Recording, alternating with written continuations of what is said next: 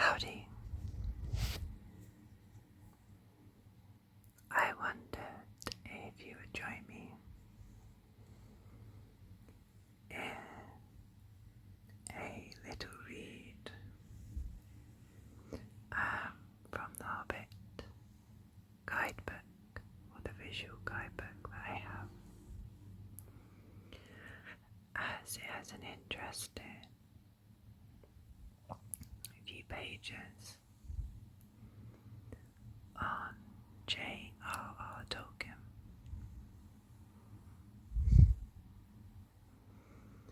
and how the Hobbit came about.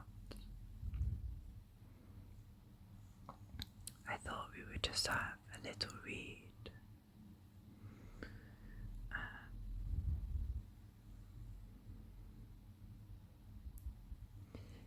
And it says Professor Tolkien and Mr. Baggins. J.R.R. Tolkien's The Lord of the Rings has been described as the legacy of his earlier book, The Hobbit. So it's fitting that Peter Jackson, having already transferred that legacy onto film as a hugely successful movie trilogy, should now return to Tolkien's realm of Middle-earth in order to bring The Hobbit to the cinema screen.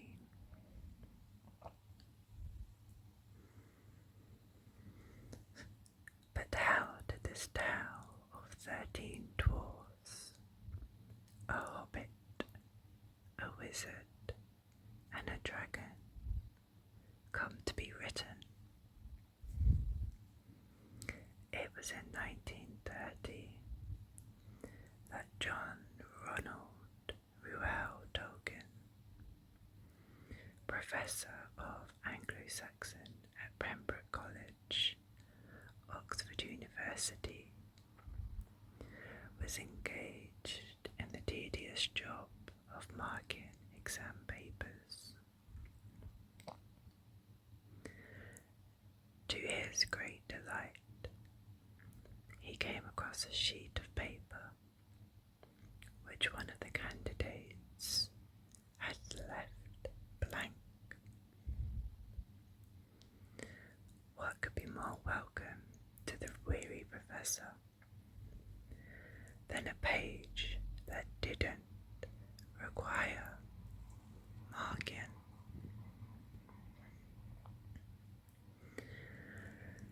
However, it was at this moment that suddenly, unbidden and out of nowhere, a curious sentence came into Tolkien's head. Despite having no idea what the words meant, he wrote them down. In a hole in the ground there lived a hobbit.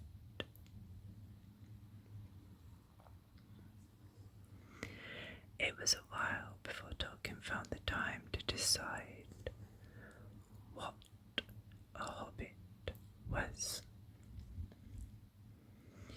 eventually describing them as a race of little people about half the height of a human.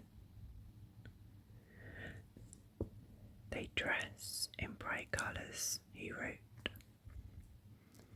wear no shoes because their feet grow natural leathery soles, and thick warm brown hair, like the stuff on their heads, which is curly. They have long, clever brown fingers, good-natured faces, and laugh deep, throaty laughs, especially after dinner, which twice a day when they can get it. Tolkien developed the character of this hobbit living in a hole in the ground, and an adventure began to unfold. A story of how Mr. Bilbo Baggins, a well-to-do hobbit of Baghead in the Shire, finds himself caught up in a haphazard quest to the Lonely Mountain in an attempt to help a company of dwarves to recover treasure stolen from them by a dragon named Smell.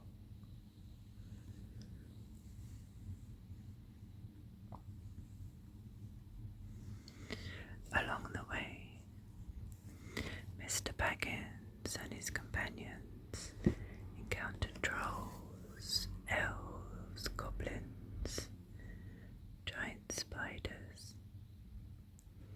Tolkien was an arachnophobe, having been bitten by a tarantula when he was a child in South Africa. A skin changer who can transform himself from a man into a huge bear, and a small slimy creature as dark as darkness called Gollum, who owns a very precious thing, a magic ring that gives the wearer the power of invisibility. The story went through numerous revisions and name changes. The wizard Gandalf was originally called Bladderthin, while the leader of the dwarves, who we now know as Thorin, was at first named Gandalf.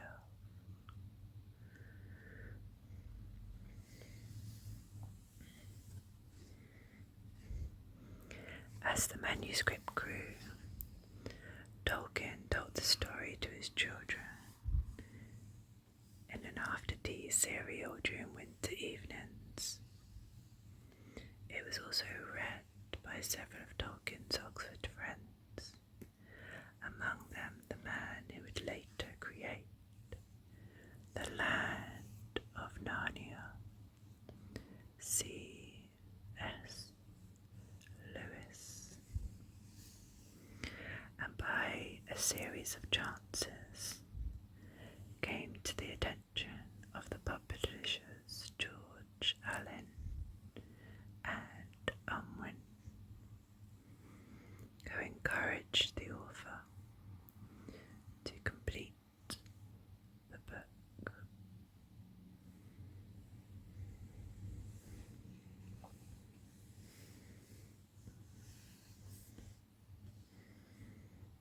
It's a very short reading,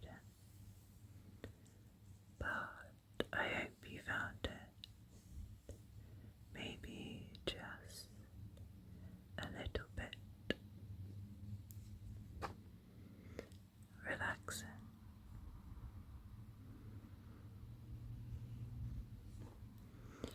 Good night, Gandalf. I hope you have sweet dreams.